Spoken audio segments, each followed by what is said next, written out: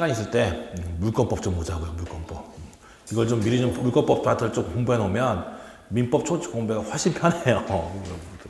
그래서 338페이지 물권법에 대한 얘기가 나오고 있죠. 자, 일단 거기 보면 이제 물권의 의의가 나오면서 물권과 채권의 비교가 나오는데 이것도 얘기했지만 물권은 대세적이고 채권은 뭐라 했어요? 대인적이다. 그걸 잘 기억해야 돼요.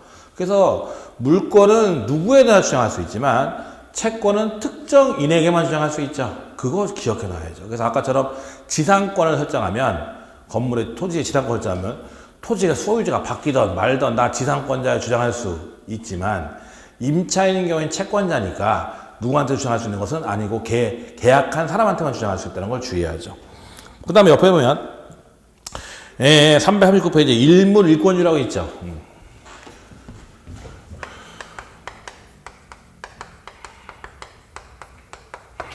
자, 이 일물일권주의란 말이 나오는데 이 일물일권주의가 뭐냐면 하나의 권리의 객체는 하나의 물건이라는 얘기예요. 일물일권주의, 하나의 권리의 객체는 하나의 물건이다. 즉 소유권의 객체는 하나의 물건이겠죠. 자, 이 책은 하나의 물건이 아니에요. 하나의 물건이니까 이 책은 개별로 소유권의 객체가 될 수 있다. 그래서 하나의 물권의 객체는 하나의 권리의 객체는 하나의 물건이다. 그러면 일단 이제 문제는 그게 하나의 물건인지 아닌지는 어떻게 판단하면 사회 통념에서 판단하는데, 자, 일단 문제는 뭐냐면 물건은 부동산이 있고 뭐가 있어요? 동산이 있죠. 그럼 부동산은 토지 및 그 정착물이 하겠는데, 그럼 토지는 어떻게 하나의 물건이 되느냐? 토지라는 게 연속해서 붙어 있는 거지 둥성둥성 떠 있는 게 아니잖아요. 한마디로 말해서. 그럼 토지는 어떻게 하나의 물건이 될 수 있느냐 하는 문제가 발생하는데, 토지는 이렇게 해요. 필지에 의해서. 우리가 지적법에 의해서 토지에 인정선을 긋죠. 쉽게 말해서 번지수. 그래서 토지는 필지에 의해서 하나의 물건이 되는 거예요. 한마디로 말해서. 그 다음에 건물은 10층짜리 건물이 있을 거 아니에요. 10층짜리 건물이 있으면 하나의 건물이에요? 여러 개의 건물이에요? 원래는 하나의 건물이죠. 10층짜리 건물 사회통념상. 그렇지만 집합건물법이라는 법이 있는데 그 법에 의해서 10개의 건물을 만들 수도 있어요? 없어요? 있어요. 그래서 그것은 구분 소유자의 의사, 그 진3의 의사에 따라서 하나의 건물을 할 수도 있고 여러 개의 건물을 할 수도 있는 거죠. 한마디로 말해서. 그 다음에 그 외의 물건들은 이제 사회 통념에 관한 건데, 물건은 이제 단일물이 있고 합성물이 있고 집합물이 있다고 하죠. 단일물, 합성물, 집합물 이렇게 하는데, 말 그대로요. 단일물은 뭐냐면 단일한 성질로 되어 있는 게 단일물이에요. 그런데 금반지 뭘로 되어 있어요? 금반지. 금으로 되지 뭐. 금반지는 금이란 하나의 성질밖에 없잖아요. 하나의 성질로 되어 있는 거죠.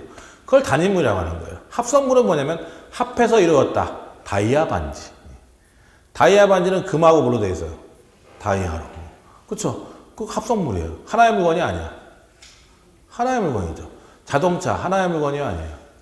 하나의 물건이죠. 근데 자동차도 본네트 띄고 룸밀러 뜨면 그것도 별개의 물건이 아니에요. 맞지? 그러니까 자동차 같은 것도 일종의 합성물이에요. 합성물. 그 다음에 집합물이라는 게 있는데, 집합물은 원래 하나의 물건이 아니라 여러 개의 물건이에요. 예컨대 공장을 보자고요. 그럼 공장을 보면 토지가 있고요, 건물이 있고요, 안에 기계가 있겠죠.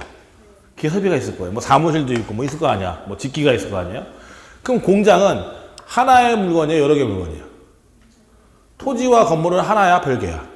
별개지. 토지 따로, 건물 따로, 집기 있으면 뭐 우리도 마찬가지지만 책상 하나하나, 기계 전부 하나하나 이렇게 되는 거잖아요. 한마디로. 그러니까 이런 건 이제 집합물인데 이런 건 여러 개의 물건이에요. 근데 이것도 원래는 여러 개의 물건인데 법률이나 사회 통념에 의해서 하나의 물건으로 만들 수가 있어요. 그래서 이제 공장 저당법 이런 게 있어요.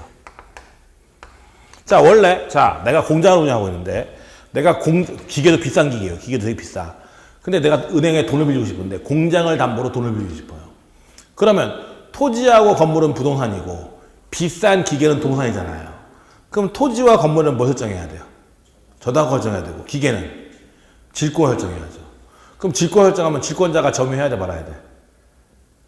자, 전당포 생각하면 되잖아요. 그럼 전당포 주인이 점유해, 안 해? 점유하죠. 그 질권자. 이것도 모르는 사람이 있는데. 자, 은행은 저당권자예요, 저당권 설정자예요? 은행은 저당권자야, 저당권 설정자야? 은행은, 내가 우리 집이 다 돈 써가지고 은행에 돈 빌렸죠? 그럼 은행은 나한테 해가지고 저당권자예요, 저당권 설정자예요? 저당권자예요. 저당 권리자를 줄여서 권자라고 하는 거야. 저당권 누가 갖고 있어? 은행이 갖고 있어? 내가 갖고 있어?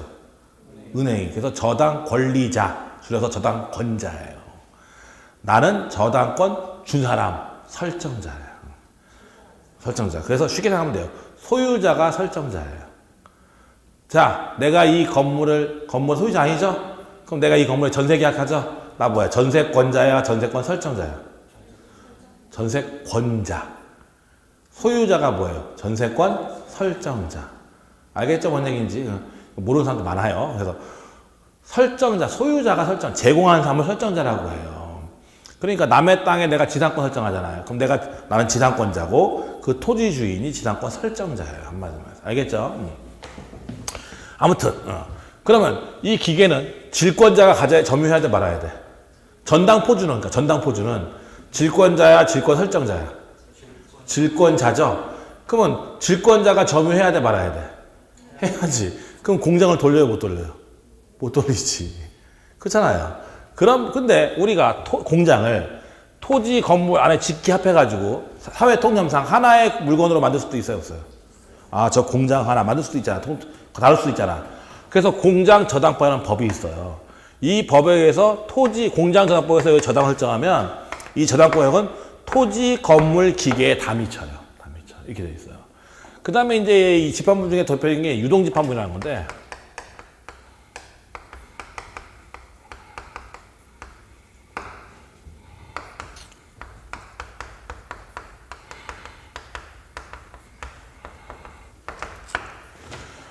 이 동산의 양도담보라는 게 있는데 이것이 이제 관습법이에요. 우리가 처음에 해야겠다게 민사에 가서 법률의 규정에서는 관습법이고 관습법에서는 조례해야 한다고 해서 관습법에 보면 분묘기지권, 법정지상권, 분묘기지권, 관습법상 법정지상권, 동산의 양도담보 이런 게 있는데 이 동산의 양도담보를 잠깐 설명해 줄게요. 자, 뭐냐면 이 유동집합물인데 유동집합물이 뭐냐면 말 그대로 움직이는 움직일 동자예요. 움직이는 집합물이라는 거예요. 증감 변동된 집합물이라는 건데, 예컨대 갑이 돼지를 1000마리를 키워요.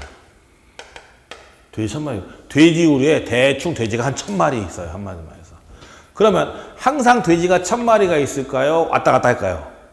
왔다 갔다 하죠. 돼지가 새끼 낳고 팔고 새끼 낳고 팔고 그러니까 왔다 갔다 하잖아요. 근데 돼지 우리엔 돼지 전부 다 하나의 물건을 설정할 수도 있어요, 없어요? 있죠. 이걸 뭐냐면 유동 집합물이라고 해요. 증감 변동하니까. 근데 갑이 돼지를 키우고 있는데 돈이 없어요. 사료값이 없어. 그래서 돼지를 담보로 돈을 빌리고 싶어요. 재산도 없으니까 돼지가 많으니까 돼지를 담보로 돈을 빌리고 싶어요. 그럼 돼지를 담보로 돈을 빌려면 뭐 설정해야 돼요? 그렇지. 돼지는 동산이야, 부동산이야? 동산이잖아. 돼지가 부동산은 아니지. 정착되어 있는 거 아니잖아. 그럼 뭐 설정해야 돼요? 질권 설정해야 돼요. 그러면 은행에서 돈을 빌려주고 질권 설정해야 되잖아요, 돼지에 대해서. 그렇죠? 담보조합법이었으니까. 돼지 그럼 은행 어떻게 해야 돼? 점유해야 돼, 말아야 돼? 해야죠. 그럼 돼지 데려가야 돼, 말아야 돼? 데려가야 돼, 말아야 돼? 데려가야지. 당연한 거 아니야. 질권자가 질권을 점유해야 되니까. 그럼 은행은 돼지로 되는 거죠, 한마디로 말해서. 그렇잖아요, 지금 얘기가. 그러면 얘는 돼지를 키워서 돈을 갚아야 돼서 돼지 은행이 다 가져가 버리면 나 어떡해, 이거 아니야. 그러니까 이때 나오는 게 동산의 양도담보라는 거예요. 어떻게 하냐면 은행하고 원래는 담보 목적인데 그냥 판 걸로 하는 거예요. 돼지가 어떻게 하는 거다? 판 걸로 하고 매매한 걸로 하는 거죠. 매매한 걸로 하고 점유 개정하는 거예요. 원래 동산 물권의 변동은 물권의 입하에서 인도란 말이에요. 그러니까 매매계약 합의하고 넘겨줘야 돼. 인도해야 돼. 인도의 방법은 여러 가지가 있는데 그중에 점유계정이라는 방법이 있어요. 점유계정이 뭐냐면 근데 이거죠. 내가 우리 집 팔았죠. 우리 집 팔고 내가 다시 전세할 수 있어요, 없어요? 있죠. 우리 집 팔고 전세하는 거잖아. 그럼 팔았으면 짐 빼야 돼, 말아야 돼? 우리 집 팔았잖아. 짐 빼야 돼, 말아야 돼? 빼야죠. 다시 임대차 계약하겠죠. 어떻게? 다시 들어와야지. 그럼 근데 점유계정에 내 집 팔고 다시 임대차하면 우리 집 뺐다가 다시 들어야지 원래는. 뭘 굳이 그렇게 해. 그냥 있으면서 하는 거지 한마디로 말해서. 그러니까 내가 계속 점유하고 있는 상태에서 점유가 넘어간 걸 봐주는 거죠. 그쵸? 그걸 뭐냐면 점유 계정이라고 얘기를 해요. 그러니까 갑이 팔고 다시 임대한 것처럼 다시 할 수도 있어요, 없어요? 있잖아. 그 점유 계정의 방법을 하는 거예요. 그러니까 판 걸로 하고 점유 계정 하는 거죠. 그럼 누가 계속 점유해요? 갑이 점유해, 을이 점유해? 갑이 계속 점유해. 얘가 계속 키울 수 있잖아. 알겠죠? 그러니까 실질은 담보 목적이에요, 매매 목적이에요? 담보 목적인데 이런 담보는 없으니까 형식적으로 매매한 걸로 해버리는 거예요. 그럼 이 경우에 법리 구성은 어떻게 하냐면 신탁적 소유권 이사설이라고 하는데요.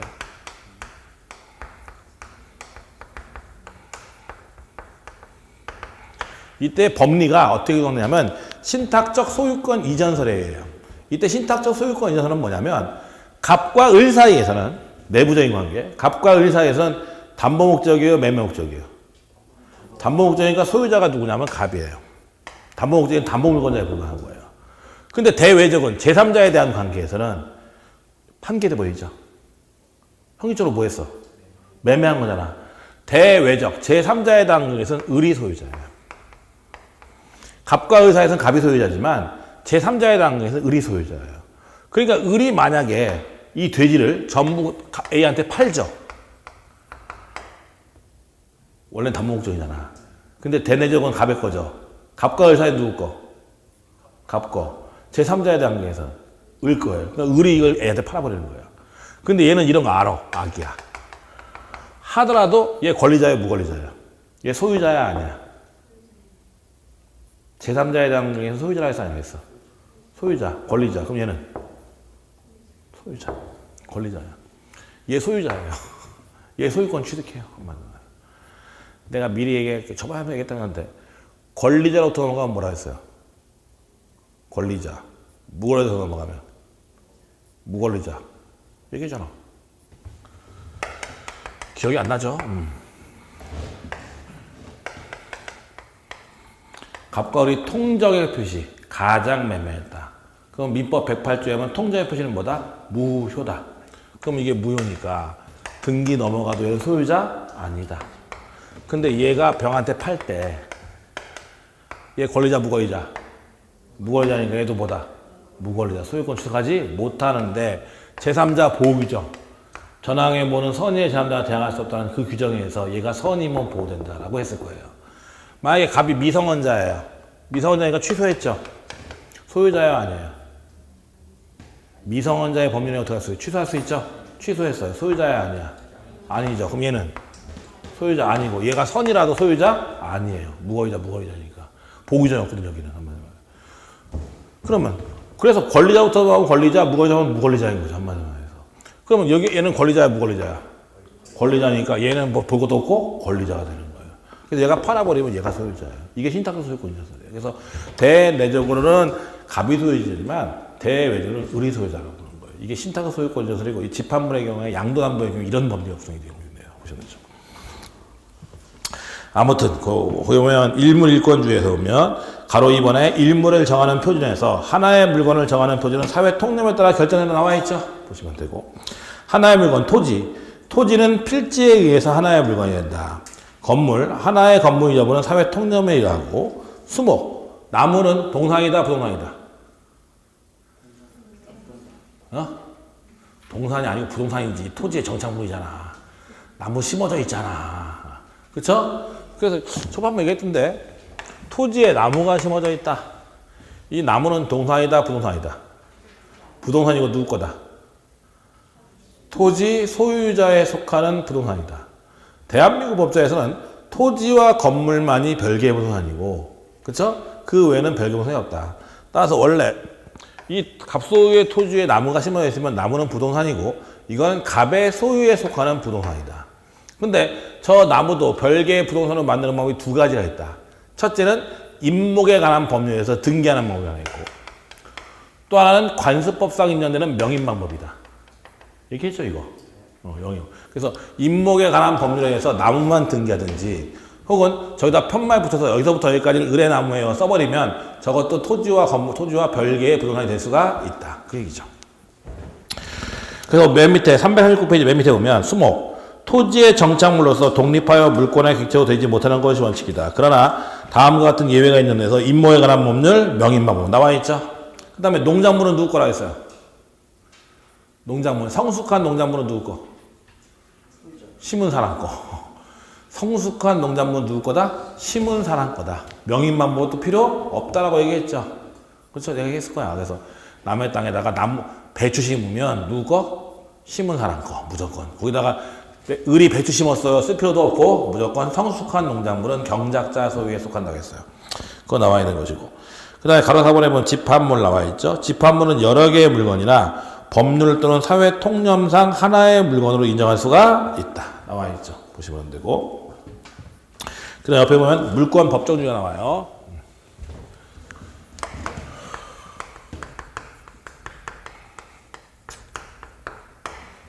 민법 185조인데 물권 법정주의 거기 뭐가 있나?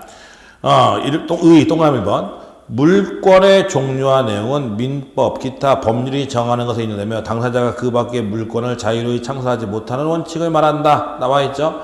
자, 우리 민법 185조 정확히 뭐냐면 물권은 법률 또는 관습법에 의하는 외에는 임의로 창설하지 못한다고 되어 있어요. 물권은 법률 또는 관습법에 의하는 외에는 임의로 창설하지 못한다라고 되어 있다는 거죠. 한마디로 말해서. 이 얘기는 뭐냐면 종류강제, 내용강제예요.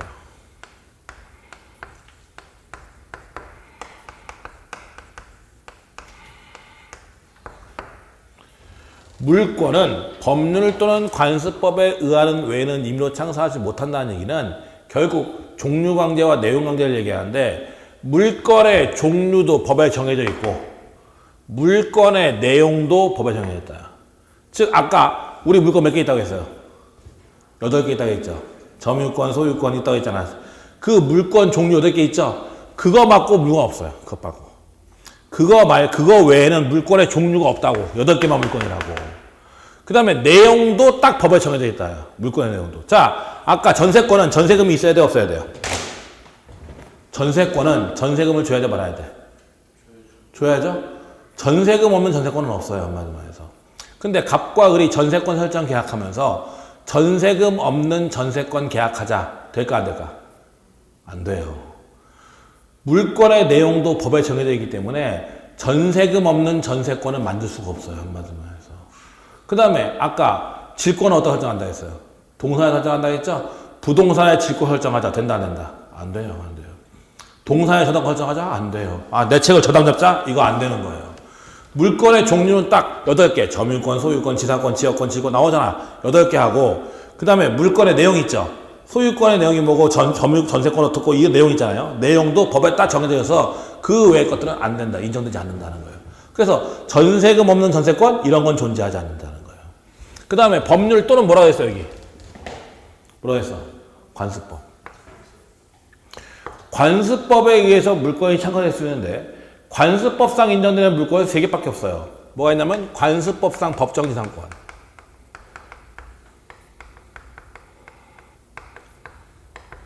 분묘기지권,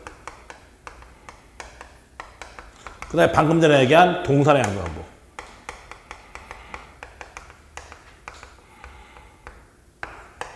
요 3가지만 관습법이 인정하는 물건이에요. 저 외의 물건은 존재하지 않아요. 한마디로. 가끔 시험에 보면 관습법상 사도통행권, 근린공원 이용권 이런 거 나와요. 온천권 이런 거 나와요. 있어 없어? 없어요. 관습법상 인정되는 물건은 딱 3가지. 관습법상 법정지상권, 분묘기지권, 그 다음에 뭐가 있냐면 동산양도법 이것밖에 없어요. 자, 거기 보면 341페이지에 보면 2번에 보면 내용에 보면 동그라미 2번 창설하지 못한다는 것은 종류 강제는 물론이고 내용 강제도 포함한다. 즉 법률 또는 관습법이 인정하지 않는 새로운 종류의 물건을 임의로 만들지 못한다는 것을 의미하면 물론이고 나아가 법률 또는 관습법이 정하고 있는 기존의 물건의 내용을 변경하거나 다른 내용을 부여하지 못한다는 것을 의미한다. 종류도 딱 정해져 있고 효력도 딱 정해져 있다 이거죠. 그 다음에 동그라미 3번에 보면 분묘기지권, 관습법상 법정기상권, 동산의 양도담보 등은 판례가 인정하는 관습법상의 물권이다. 나와있죠. 근데 온천권, 사실상의 통행권 뭐 이런 것들은 없다라고 있는 거죠. 근데 물권의 종류는 아까 얘기했지만 점유권이 있고 뭐가 있냐면 소유권이 있고 제한물권은 용익물권이 있고 담보물권이 있어서 지상권, 지역권, 전세권, 용익물권이고 유치권, 질권, 저당권이 담보물권이다. 밑에 나와 있죠. 보시면 되고. 그 다음에 뒷장 넘겨서 보면 342페이지 보면 민법 위에 법률이 정하는 물권 나오는데 그건 별로 신경 쓸 것 같고 그 다음에 물권의 일반적 효력에서 보면 첫 번째 우선적 효력 나와죠. 이거 한번 얘기했어요.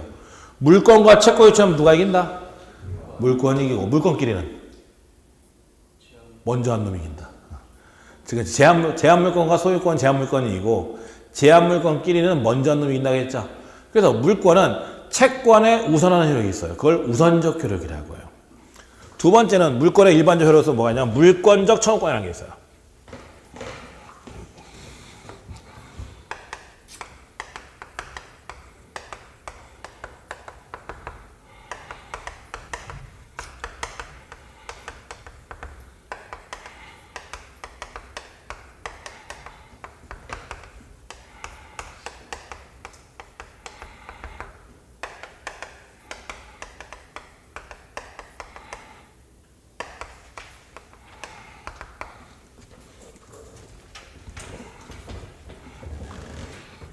어차피 써야 되네.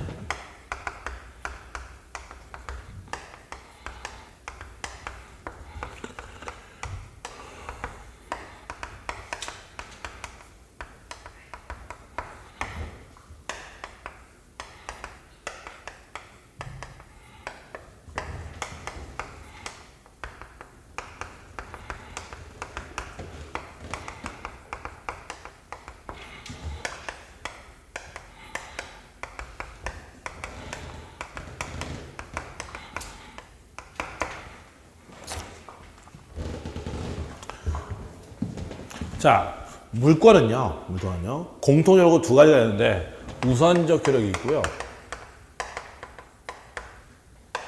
두 번째가 이제 물권과 청구권이에요. 그래서 우선적 효력은 아까 얘기했지만, 채권보다 물권이 우선한다는 얘기고, 그 다음에 물권 청구권이 있는데, 물권 청구권 세 가지예요. 물권적 반환 청구권, 방해배제 청구권, 방해방 청구권 세 가지인데, 이거 상식이에요. 자, 보세요.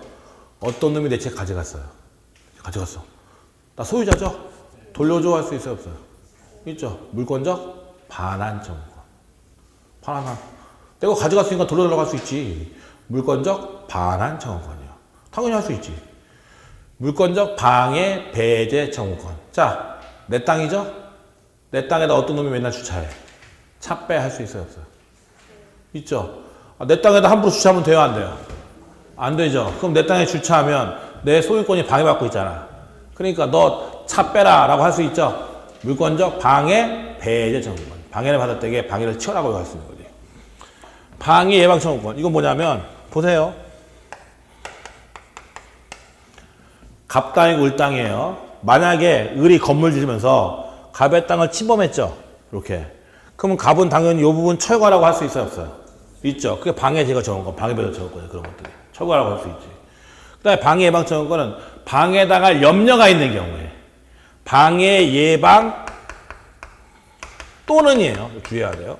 또는 손해배상의 담보를 청구할 수 있는 건데 뭔 얘기냐면 을이 지 땅에다 공사해요. 잘 봐봐, 여기 봐봐요. 지 땅에다 공사를 하는데 경계에서 너무 가까이 땅을 파요. 경계에서. 갑이 보니까 잘못하면 내 땅 무너지겠어. 그럼 얘는 얘 보고 지금 위험하니까 안 무너지게 조치해주세요 할 수 있어요, 없어요? 있죠. 아직 방해 당했어, 안 당했어? 안 당해서 방해당할 염려가 있는 거죠. 그러니까 방해 예방을 청구하거나 축대공사해달라고 혹은 손해배상의 담보. 무너지면 나 어떻게 돼? 손해보니까 그 손해배상을 담보해주세요 라고 청구할 수 있는 거. 그걸 방해 예방 청구권이라고 해요. 그 윗집에서 잘못하면 축대 무너지게 생겼어. 윗집 축대가. 그럼 윗집 축대가 무너지면 우리 집도 무너지잖아. 그러니까 저 무너지지 않게 조치해주세요 할 수 있어요, 없어요? 있지. 방해 예방 청구권. 알겠죠? 뭔지 보시면 되죠. 그래서 물권 청구권은 이 세 가지가 있어요. 물권적 반환 청구권, 방해 배제 청구권, 방해방 청구권이 있는데 자, 지금부터 정신 똑바로 차리고 봐야 돼요. 자, 우리 민법은요. 우리 민법은 물권 청구권을 어떻게 규정하냐면 이걸 알아야 돼요. 점유권에 대한 물권 청구권과 소유권에 대한 물권 청구권을 별도로 규정해요. 나중에 법적으로 나올 텐데 점유권에 대한 물권 청구권에 대한 규정하고 소유권에 대한 물권 청구권에 대한 규정이 달라요. 머릿속에 이걸 가지고 있어야 돼. 알아야 돼요. 점유권에 대한 반환 청구, 방해 배제, 방해 예방과 소유권에 대한 반환 청구, 방해 배제, 방해 예방 규정이 틀려요. 차이가 있어요, 이게. 그 다음에 나머지 제한 물권 있죠. 용의 물권, 제한 물권. 이것은 소유권의 내용을 준용해요. 준용한다는 게 뭐냐면 끌어 쓴다는 거예요. 원래는 소유자는 반환을 청구할 수 있다, 방해 배제 청구할 수 있다, 방해 예방 청구할 수 있다 써 있단 말이에요. 그럼 마찬가지 지상권자도 방해 배제 청구할 수 있다, 방해 예방 청구할 수 있다 써야 돼요. 별별로. 근데 그런 복잡하니까 이 규정을 끌어 쓰는 거예요. 이게 213조와 214조인데 이게 소유권에 대한 물권 청구권을 규정한 게 213조, 214조거든요. 그냥 여기서는 지상권에서 213조, 214조를 준용한다 해서 버려요, 그냥. 그럼 지상권에 대한 반환 청구권, 방해 배제, 방해 예방 다 있다는 얘기예요, 한마디로 말해서. 그래서 원래 점유권과 소유권에 별도로 규정하고 나머지 제한 물권은 점유권에 대한 소유권에 대한 규정을 준용하게 돼요. 끌어 쓰고 있어요. 근데 여기서 이제 중요할 게 뭐냐면 유치권하고요. 질권에는 물권 청구권에 대한 규정이 없어요. 다시 지상권에 대한 반환 청구, 방해 배제 다 있단 말이에요. 지역권에 대한 것도 있어요. 근데 유치권에 대한 물권 청구권은 없어요. 유치권에 대한 반환 청구권, 방해 배제 청구권, 방해 예방 청구권 없어요. 시험에 잘 나와요. 유치권에 대한 물권 청구권은 없다예요. 없다. 근데 유치권자는 점유해요, 안 해요? 점유하죠. 여러분들 길거리 가다 보면 공사 정말 유치권 선생님 점유하잖아요. 그럼 점유자야, 아니야? 점유권은 있어요, 없어요? 유치권자는 유치권도 있지만 점유권도 있죠. 그럼 유치권에 대한 물권 청구가 없다겠죠. 근데 점유해, 안 해? 하니까 점유권에 대한 물권 청구권은 있어요. 있어요. 나 이거 소유자죠. 소유권 있어요, 없어요? 점유권도 있죠. 나는 그러니까 점유권에 대한 물권 청구권도 있고 소유권에 대한 물권 청구권도 있어요. 그러니까 책을 누가 가져갔잖아요. 그럼 난 점유권에 대해서 반환 청구할 수도 있고 소유권에 대해서 반환 청구할 수도 있어요. 내 책을 가져가면. 나 이 책에 대한 유치권자예요. 누가 가져갔죠. 유치권에 대해서 반환 청구할 수는 없어요. 근데 너 점유에 쌓였어. 점유권에 기한한 반환 청구를 할 수 있어요. 있어요. 틀려요. 틀리니까 이게 있으니까. 지상권자. 아까 타인의 토지에 건물, 수목, 공작물을 소유하는 사람이죠. 땅 점유하잖아요. 그러면 걔는 지상권에 대한 물권 청구도 있고 걔 점유자야, 아니야? 점유자니까 점유권에 대한 물권 청구도 있어요, 걔는. 이렇게 돼요. 별개거든, 이게. 자, 아무튼 얘는 없어요. 그 다음에 또 주의할 게 뭐냐면 저당권자는 물건을 점유해요, 안 해요? 저당권자는 물건을 점유해요, 안 해요? 우리 집에 저당권자 있죠. 은행이 우리 집 점유해? 안 하죠? 안 해요. 그 다음에 지역권 아까 얘기했죠. 지역권은 내 토지의 편익을 위해 타인의 토지를 이용하는 거죠. 그럼 나는 그 부분을 점유하는 건 아니고 이용만 하잖아. 그러니까 지역권자하고 저당권자는 점유를 안 해요, 얘들은.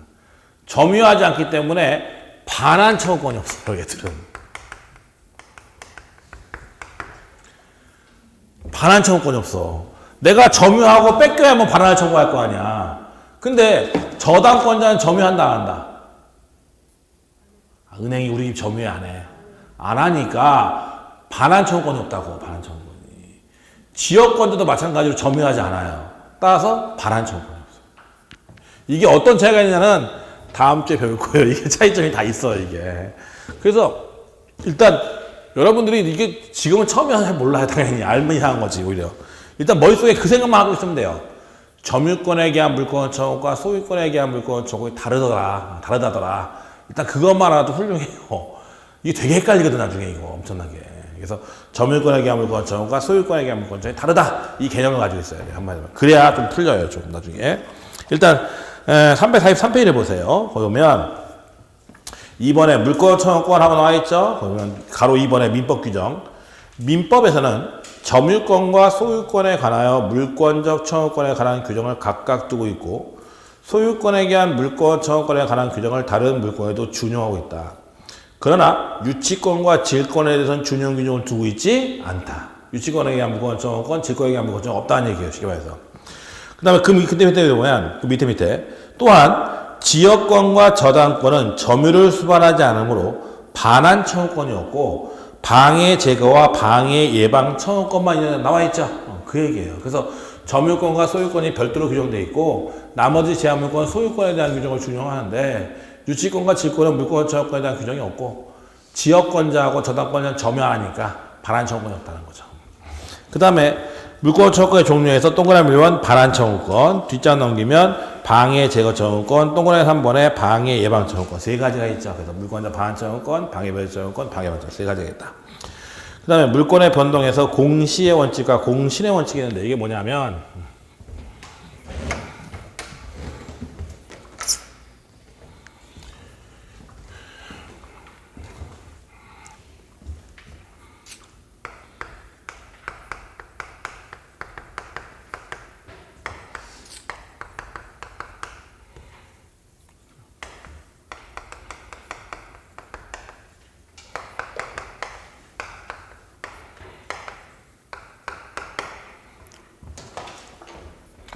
공시의 원칙이 있고요. 공신의 원칙이 있어요. 이 시자가 볼시자야. 볼시자. 공시의 원칙은 공시. 공공하게 보여야 한다.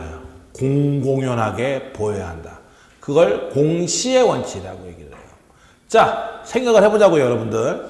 물권은 절대 권리가 있죠. 절대 권리가 있어요. 누구도 함부로 침해하면 돼요, 안 돼요? 안 되죠? 그러면 침해 안 하려면 누가 그런 권리를 갖고 있는지 알아야 침해를 안 하지. 그렇죠? 아니 집에 길거리에 개 돌아다니고 있으면 저 개 주인이 있는지 없는지 알게 뭐야 한마디로 말해서. 그렇잖아요. 개 혼자 돌아다녀. 그럼 주인이 있는지 없는지 모르잖아요. 그럼 무주인 물건일 수도 있잖아. 개 목걸이 끌고 다니면 주인 있는 거 알지만 모르잖아. 그렇잖아요. 그러니까 외부에서 누가 그런 권리를 갖고 있는지 인식할 수 있어야 된다는 거죠. 그래야만 침해 안 하니까. 그러면 여러분 상식 좀 알고 있죠? 부동산이 누구 건지 보려면 뭘 봐야 돼? 등기부를 봐야지. 그러니까 부동산에 대한 공시 방법은 뭐예요? 등기예요. 등기부를 봐야 누가 소유자고 뭐 저당권이 있는지 뭐가 있는지 보이지 한마디로 해서. 그래서 부동산의 공시 방법은 뭐다? 등기. 부동산에 대한 공시. 그럼 동산의 공시 방법은? 점유. 여러분 점유하고 있잖아 다 책. 그럼 권리자로 보여 안 보여? 보이지. 그래서 부동산의 공시 방법은 등기고요. 동산의 공시 방법은 뭐냐면 점유예요. 공신의 원칙 이게 뭐야? 믿으신자예요. 믿으신자. 신자가 무슨 신자? 믿으신자.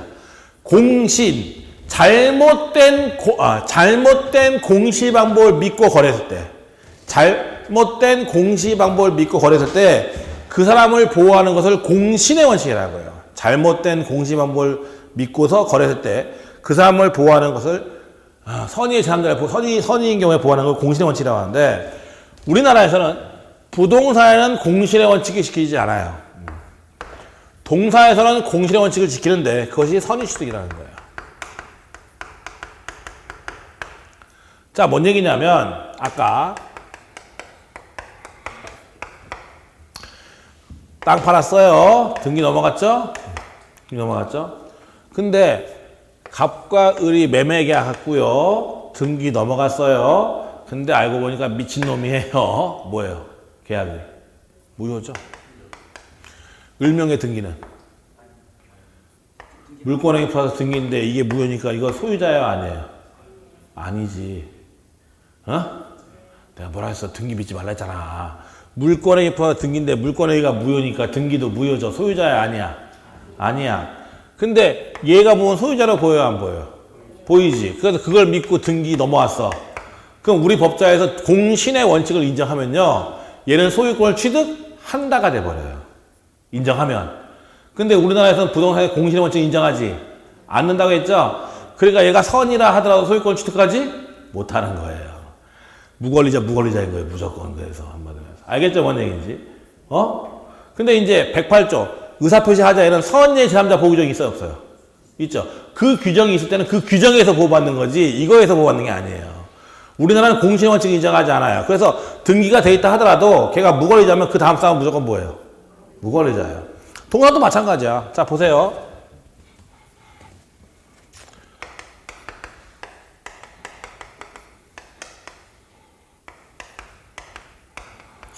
갑소의 노트북을 우리 임차인이에요. 빌려 쓰고 있어요. 누가 점유해요? 임차인이 점유하고 있죠? 얘가 병한테 팔아. 얘 소유자예요, 아니에요? 응? 앞으로 1년 동안 똑같은 얘기 들어요. 1년 내내 얘기해요. 뭐라고 하냐면 권리자로부터 넘어가면 뭐예요?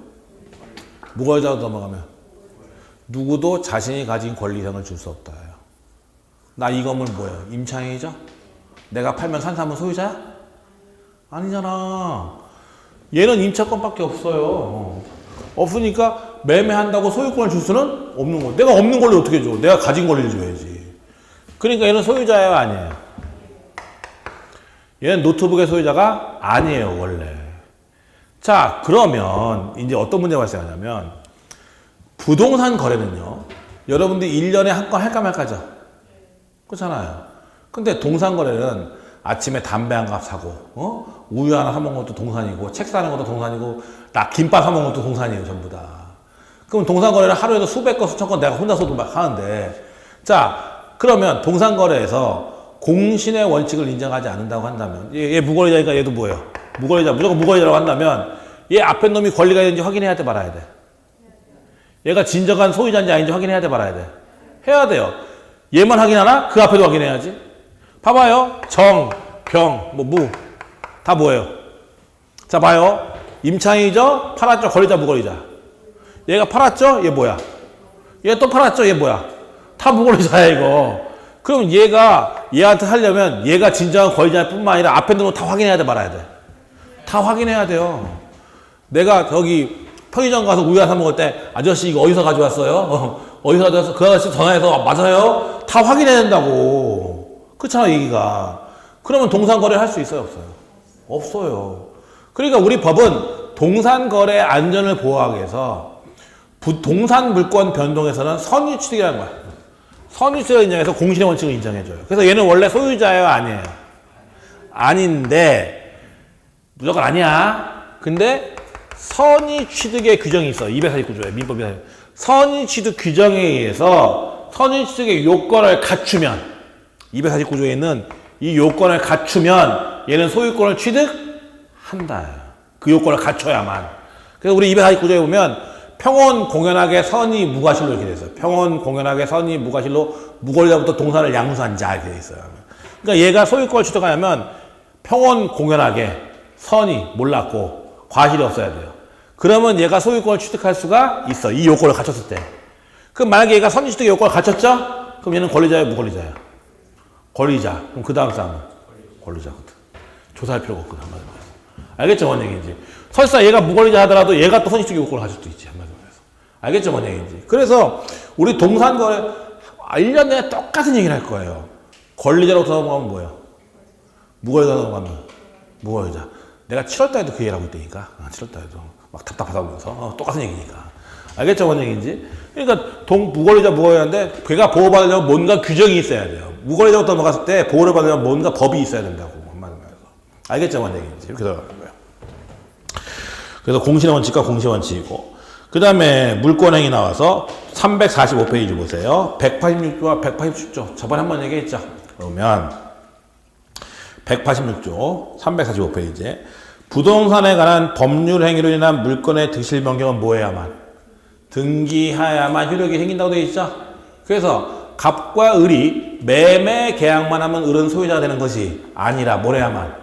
등기해야 된다. 그래서 내가 뭐라고 했냐면 법률 행위로 한 물권 변동은 물권행위 플러스보다 등기다. 물권행위도 있어야 되고 등기도 있어야 된다. 그래서 매매 계약 안에 소유권 이전의 합의가 있는 걸 물권행위라고 한다고 했죠. 보시면 되고. 그 다음에 187조. 상속, 공용징수, 판결, 경매, 기타 법률에 규정한 부동산 물권 취득은 등기를 요하지 않는다. 근데 등기를 하지 않으면 이를 처분하지 못한다고 했죠. 그러니까 아버지 명의의 땅이 있는데 아버지 돌아갔다. 그쵸? 상속인 나밖에 없다. 난 등기야 소유자, 등기 아닌 소유자. 등기하는 소유자고 대신 내가 팔려면 내 명의로 등기한 데는 팔라고 했죠. 그 다음에 건물 좋은 게 나왔어요. 내가 경매에 참가해서 내가 경락 받았어. 경매가 종료되는 것은 경락대금 완납시다. 내가 대금 다 냈죠. 내 명의로 등기한 소유자, 등기하여 소유자, 등기하여 소유자. 근데 여기서 시험에 나오는 거 중요한 거 하나 딱 그거예요. 판결이에요. 판결 있죠, 거기. 판결은 뭐만 얘기하면 시험에 잘 나오는 게 이거예요. 형성 판결만 의미합니다.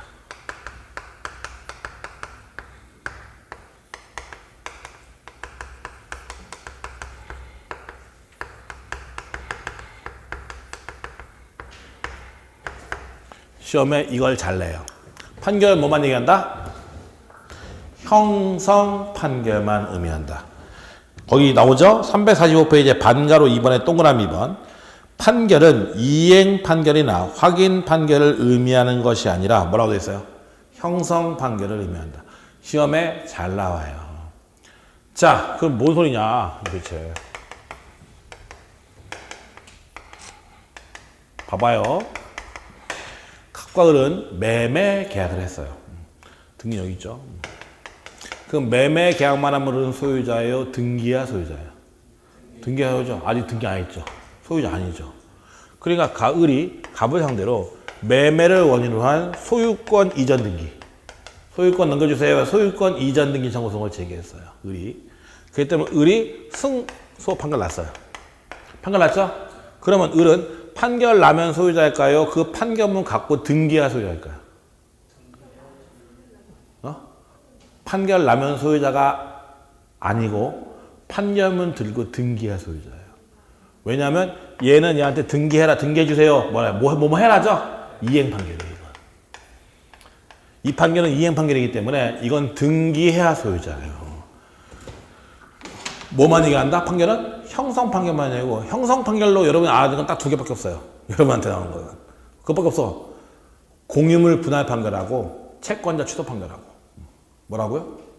공유물 분할 판결 또 채권자 취소 판결. 그게 형성 판결이에요. 그 두 개만. 여러분이 알아야 되는 건. 그래서 갑을이 공유하고 있는 땅이 있죠. 봐봐요. 갑과 을이 공유하고 있는 땅이 있어요. 근데 더 이상 공유하기 싫죠. 그럼 잘라야 돼 말아야 돼? 잘라야죠. 그럼 당사자 사이에 협의해서 자르면 되는데 협의가 안 이루어지잖아요. 그럼 법원에 공유물 분할 청구 소송을 제기할 수 있어요.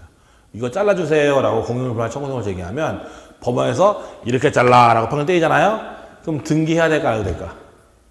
그럼 이건 갖고 이건 의게 되는데 등기해야 될까요 안 해도 될까? 안 해도 돼요. 이건 형성 판결이니까 법원에서 이렇게 잘라라 판결 때리면 등기해도 요건 갖고 요건 넣을 거예요. 한마디로 이렇게 돼요. 판결은 뭐만 얘기한다? 판결은 뭐만 얘기한다? 시험에 잘 나오는 얘기예요. 이행 판결이나 확인 판결은 아니고 뭐만? 형성 판결만 의미한다. 시험에 나와요. 맨날 시험에 이행 판결도 포함한다 했겠네요. 이행 판결은 아니에요. 보시면 되고. 그 다음에 뒤로 넘어가서 부동산 등기 나오는데 자 등기 청구권에 대한 얘기가 나오죠.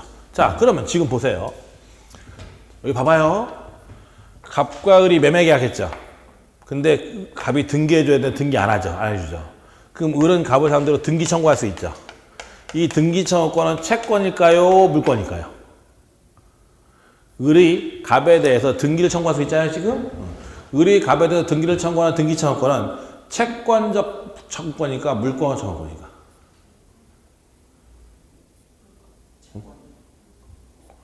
다시 갑과 을이 매매 계약했죠. 근데 갑이 등기 넘겨야 되잖아. 안 주잖아. 을이 갑한테 등기를 청구할 거 아니에요. 그럼 그 등기 청구권은 물권 청구권이니까 채권 청구권이니까. 그렇지. 을은 소유자예요, 아니에요? 을은 소유자야 아니야? 등기해야 소유자지. 등기했어 안 했어 아직? 안 했죠. 물권자야 채권자야? 얘 물권자 아니죠? 따라서 을이 갑에게 청구하는 권리는 채권 청구권이에요. 응? 그래서 이주매매 얘기했잖아. 이주매매. 병한테 팔고 등기하잖아. 이렇게 팔고 이렇게 하면 병한테 등기하잖아요. 그럼 이 계약도 유효, 이 계약도 유효하다고 했잖아. 그쵸? 그럼 얘는 뭐야? 채권자. 얘는 뭐예요? 물권자거든. 누가 이겨? 물권자가 이기지. 그 얘는 얘한테 등기 청구할 수 없고. 그렇잖아요. 얘한테 채무불이행이나 손해배상 청구 못한다라고 했잖아. 분명히. 얘는 소유, 자, 그러면 갑수의 땅이 있어요. 을이 서류 위조해서 지명으로 등기했어요. 갑은 얘 보고 등기만 청구할 수 있죠. 이거 물권 청구권이야, 채권 청구권이야? 물권 청구권이지. 얘 소유자야, 아니야? 소유권에 계산하는 거잖아. 물권 청구권. 얘 소유자야, 아니야, 아직? 아니야. 그건 뭐예요? 채권 청구권. 간단한 거예요. 물권자가 하면 뭐예요? 물권 청구권. 아니면 채권. 간단한 거야. 자, 그러면 여기서 오늘 또 시험에 잘 나오는 거 뭐가 있느냐? 잘 보세요. 이거 되게 잘 나오는 건데 시험에.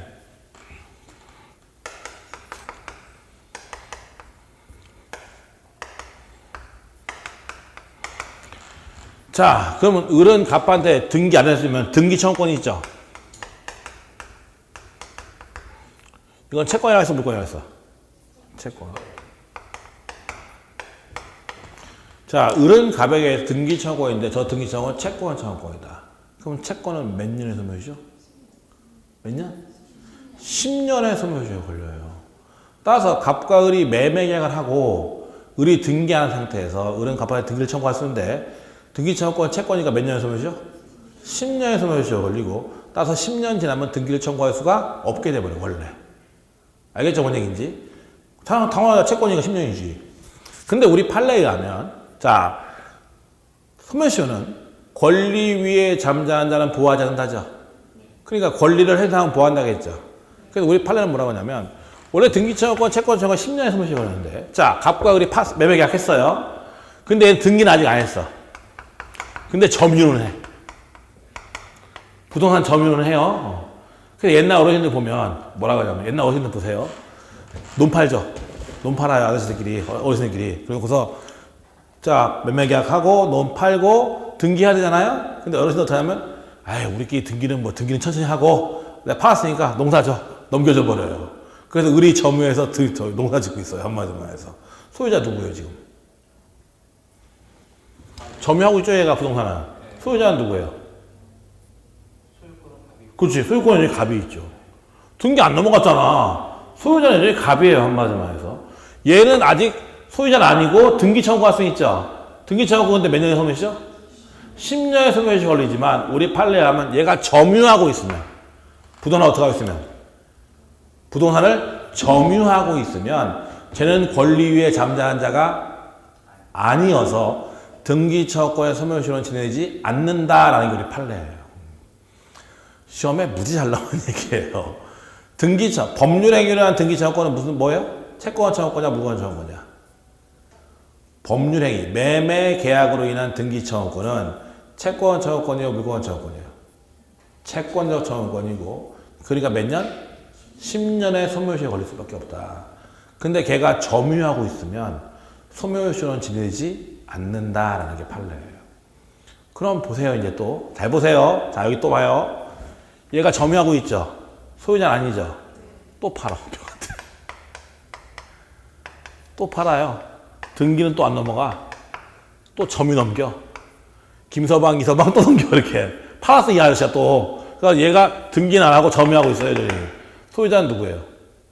갑이죠? 그럼 얘한테 등기 청구권 있죠? 얘들한테 등기 청구권 있죠? 그럼 을의 갑에 대한 등기 청구권 채권 청구권이고 10년의 소멸시효 걸리는데 점유하고 있으면 소멸시효 안 걸린다고 했죠? 근데 팔았잖아. 점유해, 안 해? 안 해. 얘가 점유하고 있잖아. 그럼 파는 순간 을의 갑에 대한 등기 청구권은 소멸시효가 다시 진행될까 하는 문제가 발생했어요. 그럼 팔면 점유 안 하니까 그때부터 소멸시효가 다시 을의 갑에 대한 등기 청구권 소멸시효가 진행되느냐 하는 문제가 발생했다고요. 이에 대해서 우리 대법원은 뭐라고 하냐면 얘가 부동산을 점유하고 있다는 것은 소극적으로 자신의 권리를 행사하는 거죠. 팔았다는 건 뭐예요? 보다 적극적인 권리 행사다. 내 거니까 판 거 아니야. 그러니까 보다 적극적인 권리 행사로 볼 수 있다. 따라서 얘가 얘한테 팔아서 점유를 상실했다 하더라도 을의 갑에 대한 등기 청구권은 여전히 소멸시효에 걸리지 않는다라는 게 판례예요. 이거 시험에 되게 잘 나오는 판례예요. 그래서 등기 청구권은 채권 청구권이고 몇 년의 소멸시효? 10년의 소멸시효에 걸리는데 점유하고 있으면 소멸시효에 걸리지 않고 팔아도 마찬가지다. 보시면 되죠. 자, 346페이지를 보세요. 거기 보면 반가로 2번의 성질에서 보면 동그라미 1번 법률행위에 의한 등기 청구권은 채권적 청구권으로 보는 것이 판례 통설이다. 따라서 등기청구권은 몇 년? 10년의 소멸시효에 걸린다. 다만 매수인이 매매 목적물 인도받아 점유하는 경우에는 등기청구권은 소멸시효가 진행되지 않는다고 보며 보다 적극적인 권리행사의 일환으로 부동산을 매매하여 점유를 이전해 준 경우에도 등기청구권의 소멸시효는 진행되지 않는다는 것이 판례의 입장이다. 나와있죠? 거기까지 보면 돼요. 그래서 일단 요 마지막 얘기 있잖아요. 시험에 잘 나오는 얘기예요. 이거. 그래서 간단한 거예요. 여러분들. 물권자가 하는 건 물권청구권이고요. 그 외의 사람들은 채권청구권이에요. 그러니까 내가 땅을 샀지만 아직 등기 안 했잖아. 나 소유자야 아니야? 아니지. 그러니까 등기해 주세요 요구하는 건 채권청구일 수밖에 없는 거예요. 마찬가지예요. 내가 은행에서 돈 빌렸어요. 저당권 설정해주려 했죠? 근데 아직 저당권 설정 안 했어요. 은행이 나보고 저당권 설정해주세요 청구하죠? 물권이야 채권이야? 채권이야. 아직 저당권자야 아니야 은행은? 은행은 아직 저당권자가 아니잖아. 등기해야 저당권자지. 알겠죠? 뭔 얘기인지. 근데 내 땅이 있는데 어떤 놈이 내 땅에 서류유조해서 지명으로 등기했어. 그쵸? 걔 소유자예요 아니에요? 아니죠. 그럼 나는 걔 보고 등기 말소 요구할 수 있죠. 그건 채권이에요 물권이에요? 물권이지. 내가 소유자잖아. 소유권에 대해서 얘기하는 거잖아. 걔하고 나하고 계약한 거 아니잖아 한마디로 해서. 그쵸? 알겠어요 뭔 얘기인지? 모르는 것 같다 왠지. 물권자가 뭐 물권 청구권 채권 아직 멀었어. 이제 시작하는데 뭐 몰라도 돼. 나중에 시간이 흐르면 다 알게 돼요. 이건 솔직한 말로. 알겠죠 뭔 얘기인지? 그래서 오늘 일단 여기까지 하고 다음 시간에 이어서 물권법에 대한 내용들 더 보도록 하죠. 예, 다음 시간에 뵙겠습니다.